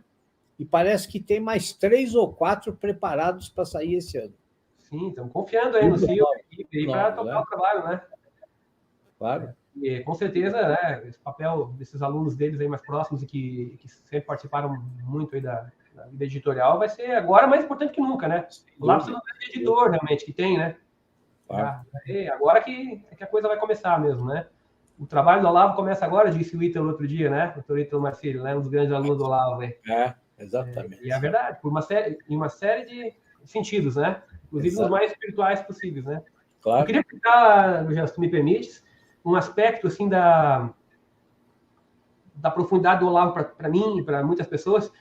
O Olavo fez o que um outro homem que eu amo de paixão, assim, desde que conheci, fez em determinado grau, que é o T.S. Eliot. Não ia deixar de falar sobre ele, né? Claro. O Eliot, você lembra, né? O Eliot colocou de novo a possibilidade de uma espiritualidade profunda e do cristianismo no centro da vida cultural e intelectual moderna, né? No começo do século XX, ele pegou um assunto assim que era talvez tabu acadêmico, que ninguém queria mais falar, talvez resgatou com um nível que era tão grande a obra que ninguém podia falar nada. Pô, o cara podia falar o que ele quisesse. Exatamente. Tá? Pega lá Ash Wednesday, ou os quartetos, ou o próprio Wasteland, né? E você vê que o cara trouxe de volta a espiritualidade para a vida intelectual profunda. Claro. Tá? Então, e o Olavo faz exatamente de novo, 100 anos depois, né? Ele traz de novo assim a ideia de que um grande intelectual, ele necessariamente vai ser um grande homem com uma espiritualidade cristã evoluída, vai ser uma pessoa, né, aberta ao transcendente, coisa que as academias odeiam, né, que os evolucionistas querem, vomitam quando vem, né, e não percebem que, como disse uma pessoa que conversei hoje, né, a fé e a razão, esses dois lados, duas asas do mesmo pássaro, né, dois lados da mesma moeda, né, que o Olavo tanto mostrava pra gente. Sim. Então a contribuição dele de elevar essa meninada, trazer de volta para a igreja, para a vida espiritual, para a percepção de que é possível uma conversão, até pela vida intelectual que seja, né? Claro. E uma nova vida, com base no que ele apresentou como... Né? Sem nunca dizer que era teólogo, sem nunca querer dar uma espada. Sim. Ele ressaltava sempre, eu não sou teólogo aqui, vai perguntar para o teu confessor. Claro. Ele falava da experiência dele, da vida dele. Né? Exato. Então, se um gênio desse, um homem dessa grandiosidade, né, dessa profundidade, é um católico fervoroso, é um homem espiritual, né? Uma pessoa devota. Claro. Né? Como é que a gente vai dizer que não, cara? Quem somos nós nos merda aí para comparado com ele, com o que esse cara estudou para... Não, porque você é um crente. E para mim também, a devoção que o Olavo teve grande à Santíssima Virgem, né? Ao Padre Pio, né? Padre Foi Pio. muito importante para mim também, assim, eu acho que minha vida mudou muito depois de abraçar com mais força, assim, o amor, né, a Santíssima Virgem. Eu lembro do Throat Speak, né? Sim. Sempre começava invocando aí, para que a detonada que ele ia dar depois não fosse injusta. Exatamente. Aliás, viu, você está falando isso, eu lembrei de uma coisa incrível. A última vez que eu tive com ele, uma noite, estava ele e o Matheus Basso, Sim. que é lá o rapaz que fundou a Biblioteca Católica, né? E a Lumine TV. Sim. Nós estávamos lá os três conversando na biblioteca e começamos a lembrar do tempo do Throat Speak, né? E, sabe, bom, aí começou assim uma piada depois da outra, né? Mas, né? E a gente, olha, mas assim, se borrava de rir para você falar o português claro, viu? Aí eu lembrei de uma coisa que aconteceu comigo. Quando eu comecei a ouvir o Throat Speak, ele falava rápido o nome do Padre Pio, Sim. de Petrotino. Eu ouvia aquilo e eu falava, eu dizia assim, mas quem será esse China, meu Deus do céu? Quem é esse China que ele está falando? Não estou entendendo nada, pô. Muito engraçado. Eu contei para o Olavo nessa noite, assim, o Olavo quase caiu da cadeira de tanto dar risada. É que no começo o microfone precário, tudo meio, né? Não, foi assim, foi uma conversa maravilhosa, pô, maravilhosa. Pô, o True Speak foi um marco aí também, porque Foi um marco, não tem a menor dúvida. o pessoal começou antes do WhatsApp, antes Isso, antes de da tudo. rede social, era na época do Orkut, isso aí, Claro. né? Então, o pessoal que conhecia ele, assim, fora da vida intelectual, mas, né, dos livros, dos artigos, que não lia, mas que, quando lia, era por causa de uma polêmica ou outra, de um artigo, né, de mais, assim, crítico, mais engraçado dele, aí começou a ver pelo Throat Speak, e a gente sabe, né, olhando as aulas do Olavo, olhando o Throat Speak, era claro o propósito do Throat Speak, ele falou várias vezes sobre isso, né? Claro. Você tem que manejar determinados recursos para alcançar o público específico e transmitir a mensagem. Então, o negócio do palavrão, era divertidíssimo. Isso trouxe muita gente do COF depois, né? Tudo era pensado. Claro. Não tinha nada. Então, às vezes dá um pouco saudade do Olavo pré-mainstream, né? Mas é tão bom que ele tenha ido também para esse caminho e chegue alcançado tanta gente, né? Com esse programa, que muita gente foi para o COF depois, né? Por causa do Throat Speak. Muita gente. Ele lançou ali pelo final do COF, né? Pelo que eu me recordo, sim, né? Sim. Acho que o COF começou em 2009, quando a gente começou, em 2009, 10, né? Exatamente. E o Throat Speak foi até 12, né? Então, ele manteve ali um link entre os dois que dava o salto, né? O pessoal ir para o COF para ver o verdadeiro Olavo Exatamente. No né? Então, esses críticos deles aí, pô, se o cara sentar na frente do COF, assistir uma aula daquela, se ele sair xingando de novo, é porque é um impostor completo, idiota completo mesmo, né? Porque ele vai ver o que é o Olavo de Carvalho. Outro dia me contaram de um sujeito aí que disse, não, eu me inscrevi no COF e assisti 5 aulas e, assim, eu vi que o cara é um impostor e não sei o quê. Eu falei, pô, você assistiu 5 aulas? O cara assistiu 5 aulas. É melhor não estar ali mesmo. Se assistiu, não entendeu, né? Por favor. Por que não fica quieto, porra? Porque é preferível ficar quieto, porque assim, assistir 5 aulas no universo de tem o quê? Tem quase 500 aulas lá? 600, quase 580, acho que 600, bom, enfim, é uma loucura, pô. É um negócio assim, entendeu? O pessoal está perguntando ali no grupo, ali sobre, acho que uma pergunta legal é quais são os grandes alunos do Olavo. E eu acho que o legal dessa coisa dos alunos do Olavo é que é tanta gente passou por muita gente. Tanta gente trabalha de forma silenciosa na sua atividade, na sua profissão, na sua vida, né? Para aplicar assim, o que o Olavo ensinou, os caminhos que o Olavo abriu, principalmente, né? O Olavo penetrou em todas as áreas. Claro, tem os alunos que são assim, famosos, que estão na internet e tal, mas tem muita gente anônima trabalhando em tudo que é muita gente anônima. Tem engenheiro, tem enfermeiro, tem médico, tem gente aplicando tudo, isso no dia a dia, né? E com resultados incríveis, né? E se tornando pessoas melhores por causa disso também. Exatamente. E essa coisa da formação do caráter, que o Olavo falava muito, as primeiras aulas são aquelas aulas brilhantes, 30 primeiras aulas, né? A preparação do homem, porque antes de ser um intelectual, a gente tem que ser um homem, né, Gugel? Porra, então é isso que ele tentava fazer no começo, né? Exatamente. Firmar um pouco o caráter, tirar a gente da geração geleia. Claro. Levantar um pouco esse pessoal para que a gente tivesse força para a vida intelectual depois, né? Exatamente. Esse é o pressuposto daquelas primeiras aulas do Olavo. E muita gente ali pegou aquilo e começou a disseminar e aplicar na sua vida e melhorar. Claro. E assim como o mal também irradia de coração para coração e contamina e faz as pessoas decaírem, o bem também, né? Porra, você vai fazer uma coisa, também, né? claro, O bem irradia. Isso que é ser assim, eu conheço pessoas que, assim, salvaram a própria vida em termos profissionais, em termos financeiros, graças aos conselhos do Olavo, graças às aulas do Olavo. Ó, tem um mais um babaca aí no teu chat ali que tem que ser. Estamos falando merda ali. Joga fora o cara. Pode derrubar, mano. Outro Você já mandou ele embora? Ótimo, já caiu fora. Boa. Mas... Não, querem falar mal do Olavo, vão falar em outra praia. Aqui não, já falei. Não, porra, né? Nós vamos defender a honra desse... Ele não precisa, porque ele que nos defende lá de cima agora, mas nós vamos seguir o nosso caminho e defendendo onde quer que seja, né?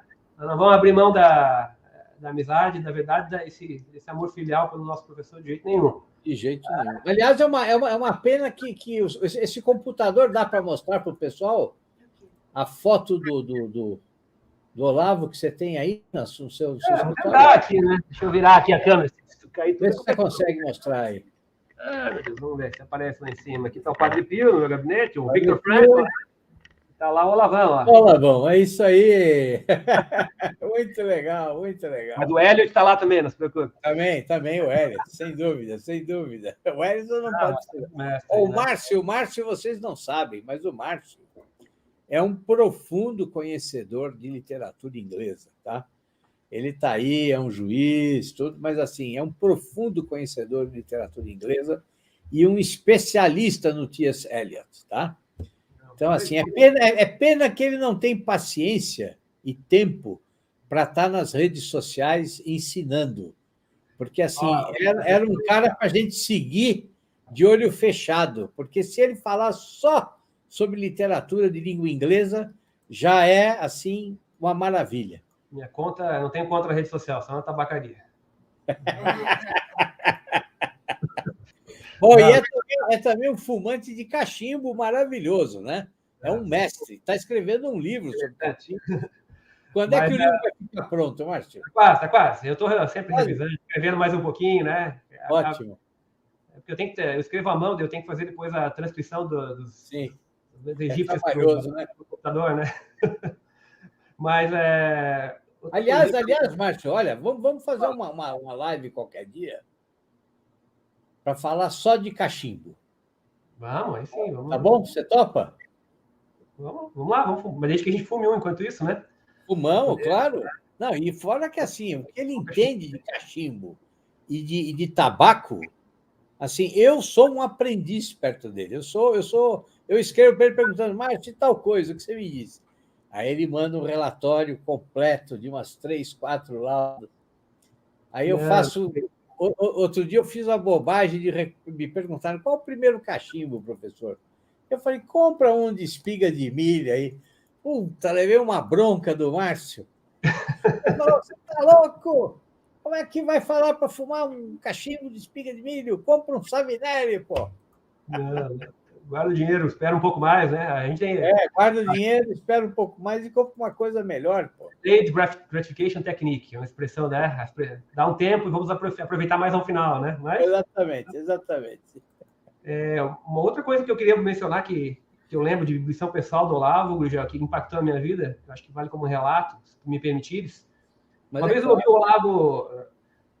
Na carreira do juiz existe assim uma sequência natural de passos, né, que eventualmente vão levar aí ao final da carreira, né? Então começa lá juiz substituto, aí você vai para uma comarca pequena, depois uma média, depois para uma grande capital, eventualmente ao tribunal como desembargador e se tiver muita sorte, outros fatores aí ao tribunal superior eventualmente, né?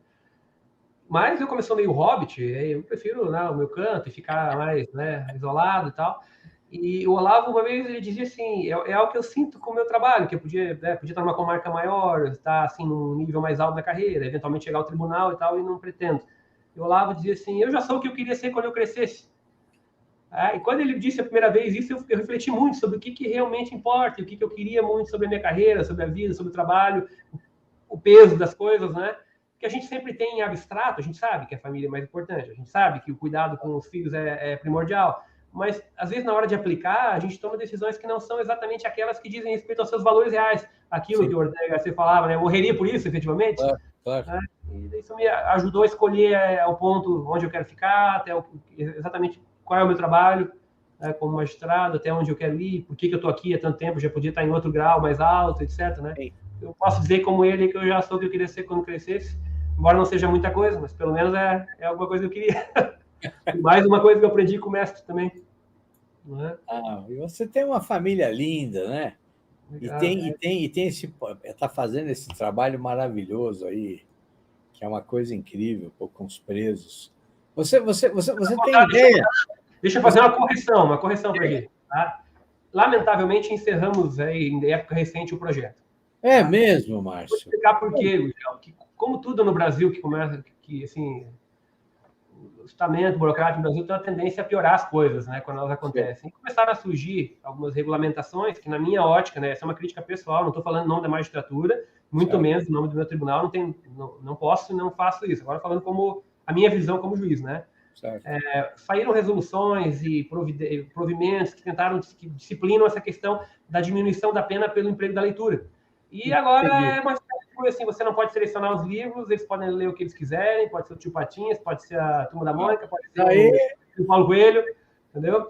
E dá, né, o juiz não se envolve diretamente, não pergunta, não busca a compreensão se houve efetivamente, é uma resenha escrita, avaliada por terceiros que podem ir muito bem ou muito mal, e a gente é obrigado a dar esses dias a menos de pena para o cidadão ler até sei lá, o que quiser, qualquer... Pô, mas aqui nesse país eles conseguem destruir tudo de bom. Então, eu encerrei com base também no volume de trabalho que a gente tem, né? Porque o juiz é pago para julgar processo, não para fazer outros projetos. Claro. Eu faço quando eu tenho com tempo extra, né? Não no meu trabalho que é manter em dia a minha unidade aqui como está.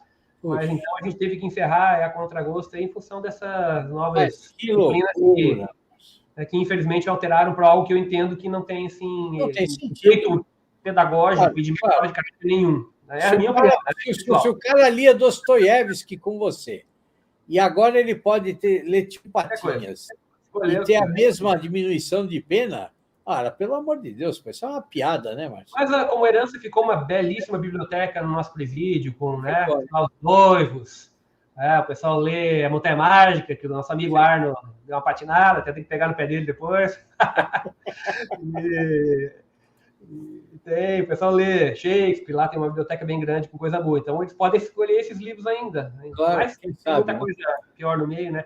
E a gente não quer ser censor, né, Gugel? Longe de eu querer ser censor, porque as pessoas vão ler, por mim pode ler tudo, né? Mas acho que aquele efeito que a gente tinha, né? Claro, mas o projeto tinha um sentido, tinha uma finalidade. Uma coisa fazer o sujeito pensar na própria vida dele, né? Exato, eu falo nas primeiras aulas, a formação do caráter, literatura como instrumento para a formação do caráter, para que a pessoa não precise passar por uma série de experiências traumáticas específicas, matar alguém, sofrer a perda de um parente próximo, cometer um crime, sofrer um crime, para saber a sensação que outra alma humana sente. E por que tem que ser a grande literatura? Porque para escrever porcaria qualquer um faz, né, cara? Pega um papel, que fala, escrevo sobre um conto sobre um homicídio. Agora não sou Dostoiévski, porra, para fazer, né? Para manejar a literatura como arte, efetivamente, como impressão, como expressão adequada das melhores impressões humanas, né? Então, aí perde sentido, né? Agora, você tem ideia de quantas pessoas passaram pelo projeto? Olha, eu tenho cerca de 3.000 e tantas entrevistas em vídeo gravadas com as pessoas, em que eu converso pessoalmente com meu assessor, o doutor Augusto, que hoje é magistrado também, a doutora Grazielli trabalha comigo, né, há muitos anos, a gente começou desde 2012 fazendo isso, né? Então, nós temos milhares de entrevistas. Que maravilha, né, Márcio. Muito material, assim, sobre isso, para refletir sobre ele, algum dia publicar, talvez, algo, né? Mas foi um trabalho bem interessante, cansativo e gratificante, porque a gente tinha que... Eu estou ouvindo lá 1000 vezes sobre o Coração das Trevas, né? Milésima vez, estou me relatando aí o Vermelho Negro, mas cada vez... Eu já te falei isso, né? O Olavo, ele dizia assim... olha, pessoal, você vai viver aquilo, vai passar por aquela experiência, vai fazer aquela leitura e vai deixar a obra trabalhar em você. Pode ser que não seja o efeito, mas daqui a 2 anos, 3 meses, ou 2 meses ou 2 anos, aquilo vai aparecer de alguma forma. E talvez de uma forma inédita. E eu ouvi coisas desses presos, eu ouvi coisas assim que a teoria literária talvez não conheça, sabe? Eu mencionei algumas para você, assim, interpretações assim, da psique de personagem, coisas assim, claro, numa língua simples, na língua do povo, né? Que é a língua, afinal de contas, do real, a língua das pessoas que as pessoas falam com as outras, a gente tem que compreender, por mais que a gente, né, tente estudar e tente evoluir. Mas quem não ouve o povo, quem se afasta do real, né, vive uma abstração que não é a realidade. Né?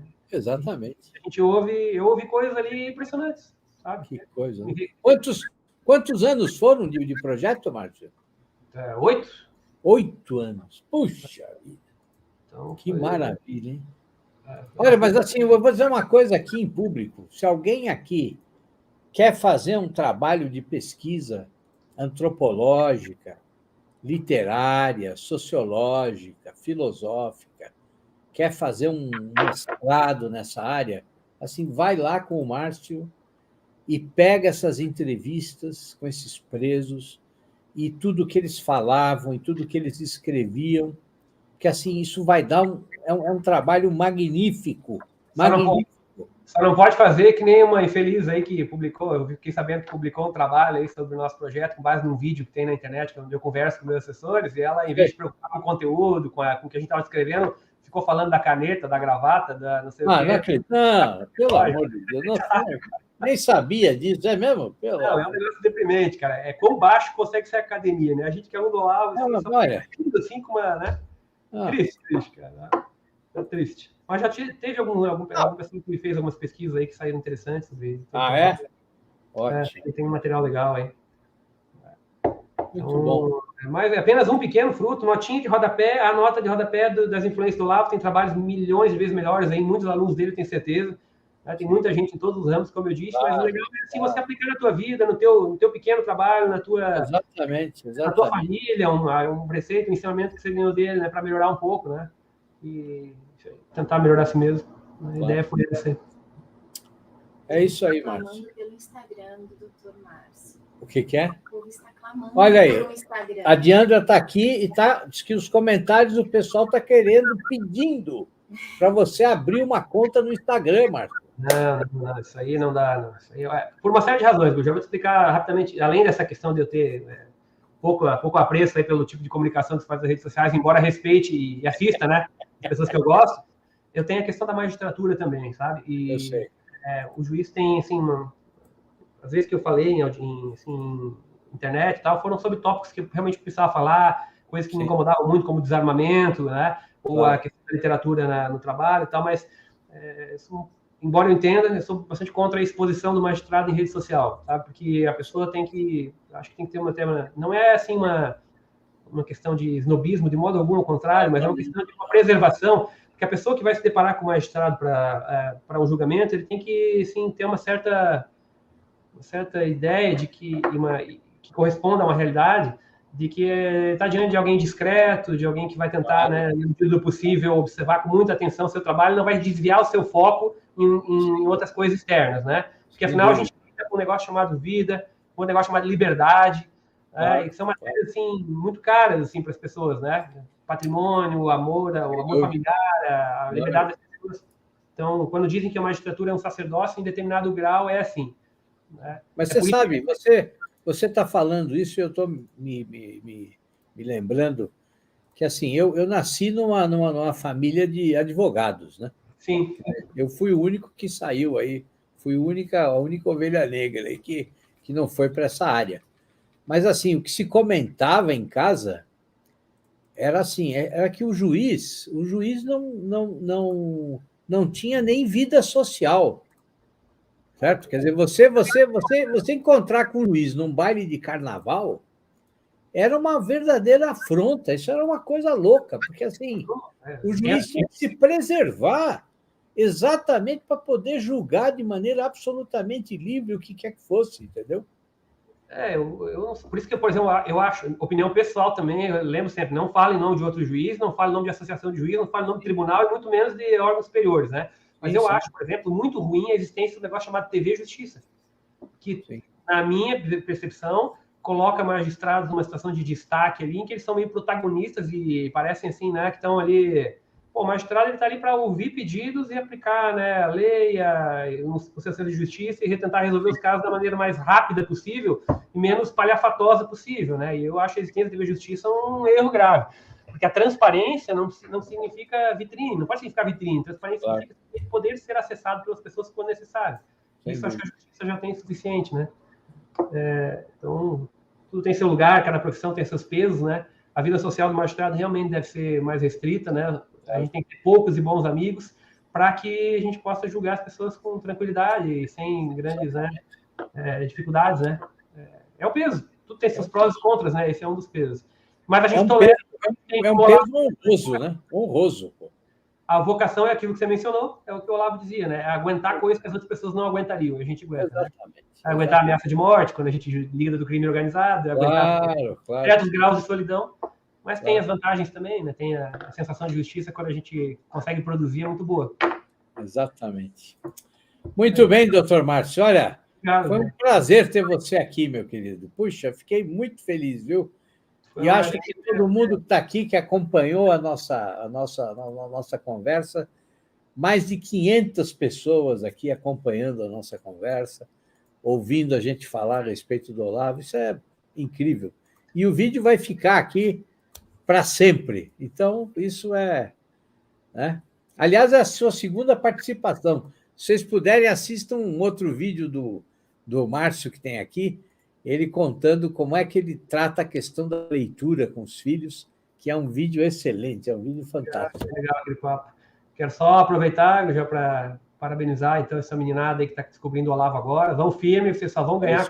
É isso mesmo. Não liguem para os comentários, para essa modinha de criticar o professor Olavo, dos analfabetos claro. Aí que não tem nem ideia do que estou falando, né? Não tem nem condições de botar o nome do Olavo na boca deles, são idiotas, ignorantes.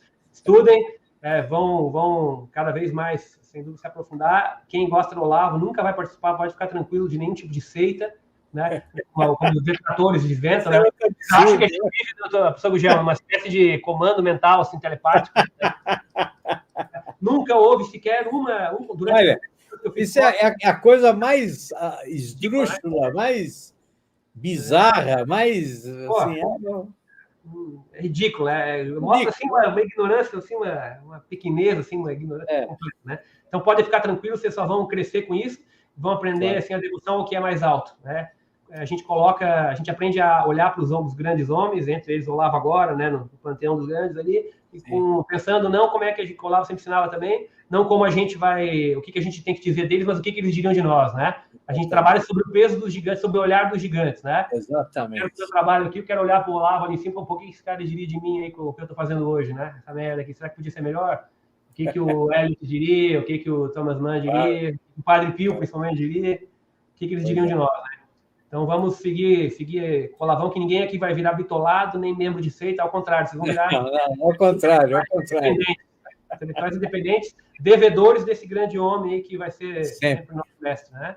Dívida imensa. Poxa. Quero terminar, eu já só agradecendo a minha esposa, minha querida Débora, que está em casa com as crianças assistindo essa tua live. E que legal. Que era também uma pessoa assim, que tem pelo Olavo assim, um grande amor filial também, uma admiração infinita, e foi um dos fatores que nos uniu desde o princípio, quando eu apresentei o Olavo para ela, né? Como ela gostou e como ela compreendeu quem ele é, e até hoje compreende, né? Então, eu sei que ela está aí com a gente. Ótimo. Márcio, um grande abraço, viu, meu querido? Tudo de bom. Pessoal, abraço. Olha, ficamos por aqui. Foi uma alegria estar aqui com vocês. Muito obrigado por vocês terem participado. Foi uma alegria enorme poder ter essa honra de lembrar desse amigo querido, desse mestre incrível, dessa figura inesquecível, que, como eu disse para vocês, nós temos uma dívida aí com ele que é impagável. E eu fiquei muito feliz de ver assim quantos jovens começando o COF agora, né? Quer dizer, começando a ter contato com o Olavo, e olha, vocês vão assim descobrir uma outra realidade completamente diferente, do verdadeiro conhecimento, de onde está a verdade, de qual é a nossa posição, né, dentro da realidade, dentro da vida, né, qual é a finalidade da gente estudar, da gente conhecer, né, que não é só ficar aí ostentando títulos, né, mas é realmente transformar a nossa vida, né, melhorar a nossa vida e também melhorar a vida dos outros, né, melhorar o mundo em que nós vivemos, a sociedade em que nós vivemos. Um grande abraço para vocês e quarta-feira que vem estou aqui de novo às 19 horas para uma outra aula, tá? Agora toda quarta eu vou estar aqui, hein? Se preparem, tá bom? Um abração, pessoal. Boa noite.